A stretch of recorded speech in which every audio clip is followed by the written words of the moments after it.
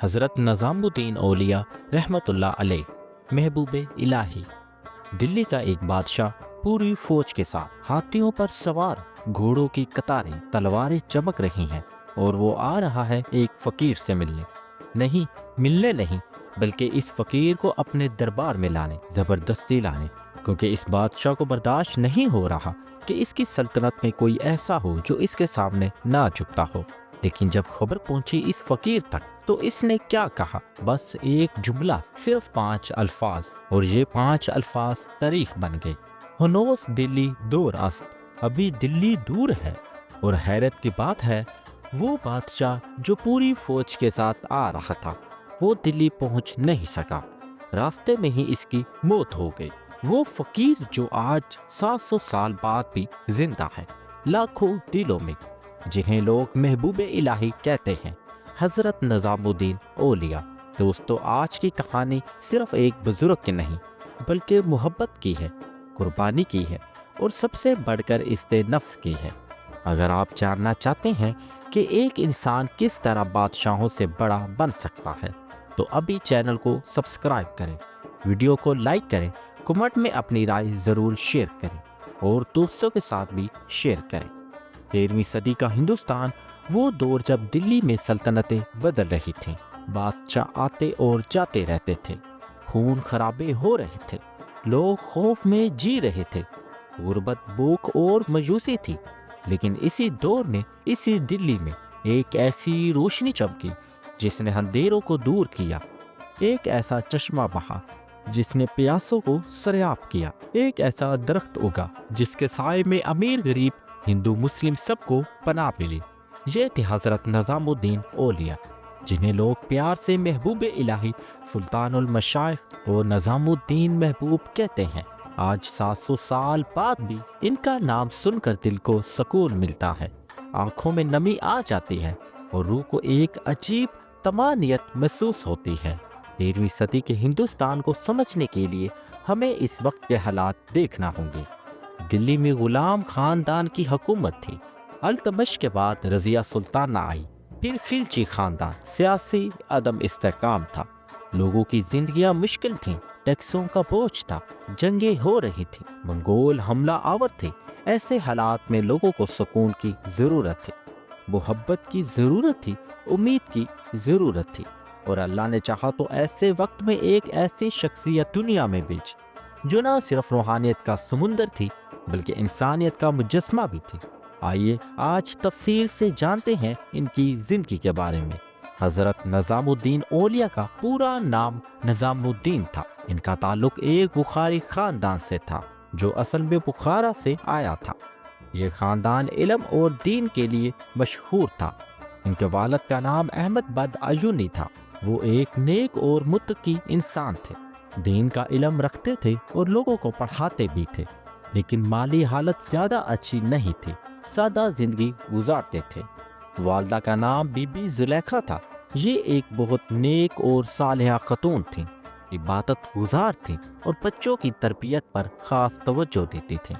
بعد میں جب ان کے شوہر کی وفات ہوئی تو انہوں نے بڑی ہمت سے اپنے بچوں کو پالا۔ خاندان میں علم اور تقویٰ کی روایت تھی، دادا پردادا سب علماء میں سے تھے۔ یہ ماحول تھا جس میں نظام الدین اولیاء کی پرورش ہوئی۔ 636 ہجری میں جو 1238 عیسوی بنتا ہے، بدایوں میں ان کی ولادت ہوئی۔ بدایوں اتر پردیش کا ایک مشہور شہر ہے جو اپنے علماء اور صوفیہ کے لیے مشہور تھا۔ ولادت کے وقت کوئی خاص واقعہ تو نقل نہیں ہوا، لیکن بچپن ہی سے ان میں کچھ خاص باتیں تھیں۔ دوسرے بچوں کی طرح شور نہیں کرتے، بہت سنجیدہ بچہ تھا، کھیل کود میں دلچسپی کم، لیکن کتابوں اور مسجد میں زیادہ دلچسپی لیتے۔ جب صرف 5 سال کے تھے تو ان کے والد کا انتقال ہو گیا۔ یہ ان کی زندگی کا پہلا بڑا صدمہ تھا۔ اتنی چھوٹی عمر میں باپ کا سایہ سر سے اٹھ گیا، لیکن اللہ نے والدہ کو اتنی طاقت دی کہ انہوں نے بچوں کو سنبھال لیا۔ والدہ نے فیصلہ کیا کہ بدایوں میں رہنا مشکل ہے، یہاں تعلیم کے بہترین مواقع نہیں تھے، اسی لیے وہ دلی چلے گئے۔ دلی اس وقت سلطنت کا دارالحکومت تھا اور بڑے بڑے علماء وہاں موجود تھے۔ دلی میں ان کی زندگی بہت مشکل تھی۔ مالی مشکلات تھی، کبھی کبھی کھانے کو نہیں ملتا تھا، لیکن والدہ نے ہمت نہیں ہاری۔ انہوں نے اپنے بچوں کو اچھی تعلیم دلوانے کا عزم کیا۔ دلی میں نظام الدین نے باقاعدہ تعلیم شروع کی۔ پہلے قرآن پاک حفظ کیا۔ ان کی یادداشت بہت تیز تھی، جو چیز ایک بار پڑھ لیتے یاد ہو جاتی۔ قرآن کے بعد حدیث کی تعلیم شروع کی۔ اس وقت کے مشہور محدثین سے حدیث پڑھی۔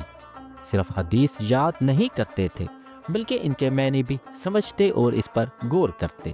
پھر فقہ کی تعلیم حاصل کی، اسلامی قانون کی باریکیاں سیکھی، نماز، روزہ، حج، زکوٰۃ، معاملات سب کچھ تفصیل سے پڑھا۔ عربی زبان و ادب میں بھی مہارت حاصل کی، شاعری پڑھی، نثر پڑھی، فارسی بھی سیکھی جو اس وقت کی دربار کی زبان تھی۔ لیکن صرف کتابی علم تک محدود نہیں رہے، ان کا دل کچھ اور چاہتا تھا۔ وہ چاہتے تھے کہ اللہ سے قریب ہوں، دل کو سکون ملے، روح کو راحت ملے۔ اسی لیے انہوں نے صوفیہ کی صحبت میں جانا شروع کیا۔ 16 سال کی عمر تک انہوں نے دلی میں تعلیم حاصل کی۔ ظاہری علوم میں تو مہارت حاصل کی، لیکن دل ابھی تک بھی کچھ تلاش کر رہا تھا۔ جب نظام الدین 20 سال کے ہوئے تو ایک دن انہیں خبر ملی کہ پنجاب میں ایک بہت بڑے بزرگ ہیں جن کا نام حضرت بابا فرید مسعود گنج شکر ہے۔ لوگ دور دور سے ان کے پاس آتے ہیں۔ نظام الدین اولیاء کے دل میں یہ خیال آیا کہ چل کر ملتے ہیں۔ انہوں نے والدہ سے اجازت لی، موجودہ پاکستان میں پاک پتن کی طرف روانہ ہو گئے۔ یہ سفر لمبا تھا، پیدل چلنا پڑتا، کبھی سواری مل جاتی، راستے میں بہت مشکلات آئیں، لیکن نظام الدین اولیاء کا عزم پختہ تھا۔ جب وہ بابا فرید کے پاس پہنچے تو ایک حیرت انگیز بات ہوئی۔ ابھی نظام الدین اولیاء اندر داخل بھی نہیں ہوئے تھے کہ بابا فرید نے اپنے شاگردوں سے کہا، دیکھو محمد آ گیا۔ لوگ حیران ہوئے، یہ کیسے معلوم ہوا؟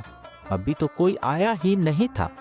لیکن تھوڑی دیر بعد نظام الدین داخل ہوئے اور بابا فرید کے قدموں میں بیٹھ گئے۔ بابا فرید نے ان کو دیکھا اور فرمایا، تم بہت دیر سے آنے والے تھے، ہم تمہارا انتظار کر رہے تھے۔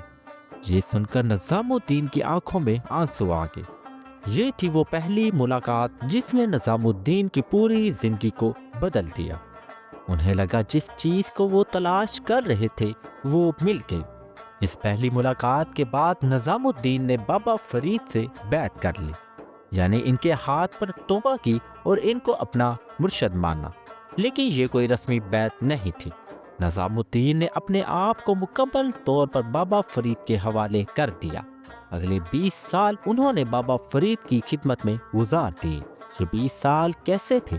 یہ تھے ریاضت کے سال، عبادت کے ساتھ، سیکھنے کے ساتھ۔ نظام الدین صبح اٹھتے اور سب سے پہلے بابا فرید کے کمرے کی صفائی کرتے، پانی کا انتظام کرتے، وضو کا پانی تیار رکھتے۔ یہ خدمت وہ بڑی محبت سے کرتے۔ دن میں بابا فرید سے علم حاصل کرتے، تصوف کے مسائل سیکھتے، ذکر کے طریقے سیکھتے، مراقبے کی تربیت حاصل کرتے۔ رات کو جب سب سو جاتے تو نظام الدین عبادت کرتے، گھنٹوں نماز میں کھڑے رہتے، قرآن پڑھتے، روتے اور اللہ سے دعائیں مانگتے۔ کبھی کبھی ایسا ہوتا کہ کھانے کو کچھ نہیں ہوتا، کئی دن بھوکے رہنا پڑتا، لیکن شکایت نہیں کرتے۔ یہ سب اللہ کی راہ میں تھا۔ بابا فرید انہیں مختلف امتحانوں میں ڈالتے، کبھی کوئی مشکل کام دیتے، کبھی سخت باتیں کہتے، لیکن نظام الدین ہر امتحان میں پورے اترتے۔ آہستہ آہستہ بابا فرید نے دیکھا کہ یہ نوجوان کچھ خاص ہے، اس میں وہ صلاحیت ہے جو بہت کم لوگوں میں ہوتی ہے۔ 20 سال کی خدمت اور تربیت کے بعد جب نظام الدین 40 سال کے ہوئے تو بابا فرید نے انہیں بلایا۔ بابا فرید نے کہا، نظام الدین، اب تمہاری تربیت مکمل ہو گئی، اب وقت آ گیا ہے کہ تم لوگوں کی رہنمائی کرو۔ میں تمہیں خلافت دیتا ہوں۔ خلافت کا مطلب ہے کہ اب نظام الدین کو اجازت مل گئی کہ وہ خود لوگوں کو تعلیم دے، ان کی تربیت کرے اور انہیں اللہ کی راہ دکھائے۔ بابا فرید نے ان سے کہا، تم دلی واپس چلے جاؤ، وہاں لوگوں کو تمہاری ضرورت ہے، وہاں جا کر لوگوں کی خدمت کرو، ان کو دین سکھاؤ اور سب سے بڑھ کر ان سے محبت کرو۔ نظام الدین رونے لگے۔ بابا فرید سے جدا ہونا ان کے لیے مشکل تھا۔ 20 سال سے وہ ان کے ساتھ تھے، لیکن بابا فرید کا حکم تھا اور اس کی تعمیل ضروری تھی۔ بابا فرید نے آخری بار نصیحت کی، یاد رکھنا لوگوں کے ساتھ ہمیشہ نرمی سے پیش آنا، کبھی کسی کا دل نہ دکھانا، غریبوں کا خاص خیال رکھنا اور کبھی بادشاہوں کے دربار میں نہ جانا، اپنے استناف برقرار رکھنا۔ نظام الدین نے یہ نصیحتیں دل میں بٹھا لی اور دلی کی طرف روانہ ہو گئے۔ دلی پہنچ کر نظام الدین نے گیاس پور نامی علاقے میں قیام کیا۔ یہ شہر کے باہر ایک سادہ سی جگہ تھی، کوئی شاندار عمارت نہیں تھی، بس ایک چھوٹی سی جھونپڑی تھی۔ لیکن آہستہ آہستہ لوگوں کو خبر ہونے لگی کہ بابا فرید کا ایک خلیفہ دلی آ گیا ہے۔ لوگ ملنے آنے لگے، پہلے 1 2 پھر 10 20 اور پھر سینکڑوں۔ نظام الدین سب کو وقت دیتے، کسی کو واپس نہیں کرتے، امیر ہو یا غریب، عالم ہو یا جاہل، مسلمان ہو یا غیر مسلم، سب کے لیے ان کا دروازہ کھلا تھا۔ لوگ اپنے مسائل لے کر آتے، کوئی بیمار ہوتا، کوئی پریشان ہوتا، کوئی غریب ہوتا، نظام الدین سب کی مدد کرتے، دعا کرتے، مشورہ دیتے اور جتنا ہو سکے مالی مدد بھی کرتے تھے۔ آہستہ آہستہ ایک خانقاہ بن گئی، یعنی ایک ایسی جگہ جہاں لوگ آتے رہتے، تعلیم حاصل کرتے اور روحانی تربیت پاتے تھے۔ نظام الدین کی ایک سب سے بڑی خصوصیت یہ تھی کہ ان کی خانقاہ میں لنگر ہوتا تھا۔ لنگر کا مطلب ہے مفت کھانا جو سب کو دیا جاتا۔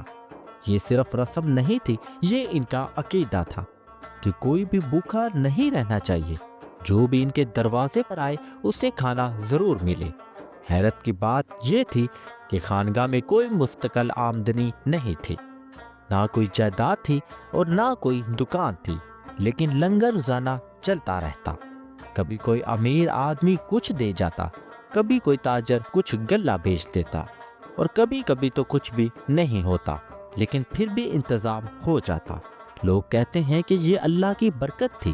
لنگر میں سب شامل ہوتے، امیر اور غریب سب ایک ساتھ بیٹھ کر کھاتے تھے، کوئی فرق نہیں تھا، ہندو مسلم سب آتے اور سب کو کھانا ملتا۔ نظام الدین خود بھی اسی لنگر سے کھانا کھاتے، ان کے لیے کوئی انتظام الگ سے نہیں تھا۔ وہ کہتے تھے جو میرے مہمانوں کے لیے ہے وہی میرے لیے کافی ہے۔ نظام الدین اولیاء کے بہت سے شاگرد تھے، لیکن سب سے مشہور تھے امیر خسرو۔ امیر خسرو ایک عظیم شاعر، موسیقار اور عالم تھے۔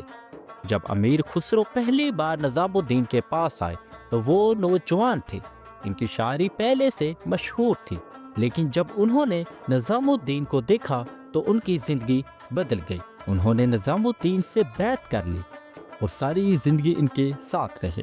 نظام الدین سے اتنی محبت تھی کہ جب کبھی سفر پر جاتے تو واپسی پر سب سے پہلے خانقاہ آتے۔ امیر خسرو نے نظام الدین کی شان میں بہت سی قوالیاں اور منقبتیں لکھیں۔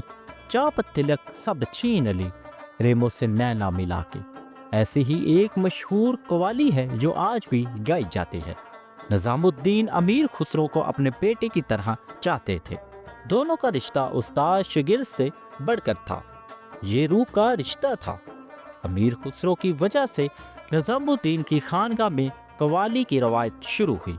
قوالی ایک خاص قسم کی موسیقی ہے جس میں اللہ کی حمد، رسول اکرم صلی اللہ علیہ وآلہ وسلم کی نعت اور روحانی شاعری گائی جاتی ہے۔ نظام الدین نے قوالی کو محفل سماع کا حصہ بنایا۔ سماع کا مطلب ہے سننا۔ یہ ایک روحانی مجلس ہوتی ہے جس میں قوالی سن کر لوگ وجد میں آ جاتے ہیں، ان پر روحانی کیفیت طاری ہوتی ہے۔ لیکن نظام الدین بہت محتاط تھے، وہ نہیں چاہتے تھے کہ یہ محض تفریح بن جائے، اس لیے انہوں نے سماعت کے لیے سخت قواعد بنائے۔ صرف وہی لوگ شامل ہو سکتے ہیں جو سنجیدہ ہوں اور روحانیت کے طالب ہوں۔ آج بھی نظام الدین کے مزار پر ہر جمعرات کو قوالی ہوتی ہے۔ یہ روایت 700 سال سے جاری ہے۔ نظام الدین کی زندگی کا سب سے مشہور واقعہ سلطان غیاث الدین تغلق کے ساتھ ان کا تنازع ہے۔ غیاث الدین تغلق ایک مشہور طاقتور بادشاہ تھا۔ اس نے تغلق خاندان کی بنیاد رکھی۔ وہ چاہتا تھا کہ ہر شخص اس کے سامنے جھکے، اس کی عزت کرے۔ اس نے سن رکھا تھا کہ دلی میں ایک فقیر ہے جس کے پاس ہزاروں لوگ آتے ہیں، لوگ اس کی بہت عزت کرتے ہیں۔ یہ بات اسے اچھی نہیں لگی۔ ایک دن اس نے حکم دیا کہ نظام الدین کی خانگاہ میں لنگر بند کر دیا جائے۔ اس کا کہنا تھا کہ اتنے لوگ جمع ہونا خطرناک ہے، لیکن نظام الدین نے اس کا حکم نہیں مانا۔ انہوں نے کہا جو لوگ بھوکے ہیں میں انہیں کھانا کھلاتا رہوں گا اور یہ میرا فرض ہے۔ پھر سلطان نے پیغام بھیجا کہ نظام الدین دربار میں حاضر ہو، لیکن نظام الدین نے انکار کر دیا۔ انہوں نے کہا میں کسی بادشاہ کے دربار میں نہیں جاتا، اگر اسے مجھ سے ملنا ہے تو وہ یہاں آ سکتا ہے۔ یہ بات سلطان کو بہت بری لگی، کوئی اس سے ایسے کیسے بات کر سکتا ہے؟ وہ بہت غصے میں آ گیا۔ غیاث الدین تغلق ایک مہم پر گیا ہوا تھا، بنگال میں وہاں سے فتح حاصل کر کے واپس آ رہا تھا۔ راستے میں اس نے پیغام بھیجا کہ میں دلی آ رہا ہوں اور اب میں نظام الدین سے نمٹوں گا۔ جب یہ خبر نظام الدین کو ملی تو لوگ پریشان ہو گئے۔ شاگردوں نے کہا حضرت صاحب بادشاہ آ رہے ہیں اور وہ بہت غصے میں ہیں، کیا کریں؟ نظام الدین نے بہت سکون سے جواب دی، صرف 5 الفاظ کہے، ہنوز دلی دور است، یعنی ابھی دلی دور ہے۔ یہ ایک پیش گوئی تھی۔ نظام الدین کہہ رہے تھے کہ یہ بادشاہ دلی نہیں پہنچے گا، اور واقعی ہی ایسا ہوا۔ جب سلطان دلی سے چند میل دور افغان پور پہنچا تو اس کے بیٹے محمد بن تغلق نے ایک لکڑی کا محل بنوایا اس کے استقبال کے لیے۔ جب سلطان اس محل میں داخل ہوا تو وہ محل گر گیا۔ کچھ کہتے ہیں کہ یہ حادثہ تھا، کچھ کہتے ہیں کہ یہ سازش تھی، لیکن نتیجہ یہ تھا کہ سلطان غیاث الدین تغلق کی موت ہو گئی، وہ دلی میں داخل نہیں ہو سکا۔ نظام الدین کا جملہ سچ ثابت ہوا۔ یہ واقعہ نظام الدین کی شخصیت کا ایک اہم پہلو ظاہر کرتا ہے۔ وہ کبھی بادشاہوں کے سامنے نہیں جھکے، اپنی عزت نفس برقرار رکھی۔ اس زمانے میں یہ بہت بڑی بات تھی۔ عام طور پر علماء اور مشائخ بادشاہوں سے تحفے لیتے تھے، ان کے دربار میں جاتے تھے، لیکن نظام الدین مختلف تھے۔ وہ کہتے تھے جو شخص بادشاہوں کے دروازے پر جاتا ہے وہ اپنی آزادی کھو دیتا ہے۔ میں اللہ کے سوا کسی کے سامنے نہیں جھکتا۔ یہ ان کی تعلیم کا حصہ تھا۔ وہ اپنے شاگردوں کو بھی یہی سکھاتے تھے کہ اپنی عزت نفس برقرار رکھو، کسی کے محتاج نہ بنو۔ نظام الدین کی سب سے بڑی تعلیم محبت تھی، یعنی اللہ سے محبت ہی اصل راستہ ہے۔ لیکن اللہ سے محبت کیسے کریں؟ نظام الدین کہتے تھے اللہ کی مخلوق سے محبت کرو۔ جو اللہ کی مخلوق سے محبت کرتا ہے وہ اللہ سے محبت کرتا ہے۔ ان کی دوسری بڑی تعلیم خدمت تھی۔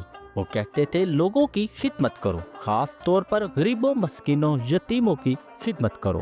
ان کی تیسری تعلیم تھی کہ کسی سے نفرت نہ کرو۔ وہ کہتے تھے اگر کوئی تمہارے ساتھ برا کرے تو تم اس کے ساتھ اچھا کرو، نفرت کا جواب محبت سے دو۔ اس کی چوتھی تعلیم سادگی تھی۔ وہ خود بہت سادہ زندگی گزارتے تھے۔ وہ کہتے تھے دنیا کے پیچھے مت بھاگو، جتنا ضرورت ہے اتنا لو، باقی چھوڑ دو۔ نظام الدین کے بہت سے شاگرد تھے جنہیں انہوں نے خلافت دی، لیکن ان میں سب سے اہم تھے ناصر الدین چراغ دہلوی۔ نظام الدین نے انہیں اپنا جانشین مقرر کیا، یعنی ان کے بعد دلی میں چراغ دہلوی تعلیم و تربیت کا کام جاری رکھیں گے۔ چراغ دہلوی نے یہ ذمہ داری بہت اچھے طریقے سے نبھائی۔ ان کے بعد یہ سلسلہ آگے بڑھتا رہا۔ آج بھی چشتیہ نظامی سلسلہ پوری دنیا میں پھیلا ہوا ہے۔ 725 ہجری میں جو 1325 عیسوی بنتا ہے۔ نظام الدین کی عمر 87 سال ہو چکی تھی، اب وہ بوڑھے ہو چکے تھے۔ آخری دنوں میں بھی وہ لوگوں سے ملتے رہے، ان کی رہنمائی کرتے رہے، آخری وقت تک ان کا لنگر جاری رہا۔ ایک دن ان کی طبیعت بہت زیادہ خراب ہو گئی، شاگرد جمع ہو گئے، امیر خسرو بھی وہاں موجود تھے۔ نظام الدین نے آخری نصیحتیں کی، میرے بعد لوگوں کی خدمت جاری رکھنا، لنگر جاری رکھنا، اور ہمیشہ یاد رکھنا کہ محبت ہی اصل راستہ ہے۔ اور پھر آہستہ سے لا الہ الا اللہ کہتے ہوئے ان کی روح پرواز کر گئی۔ انا للہ و انا الیہ راجعون۔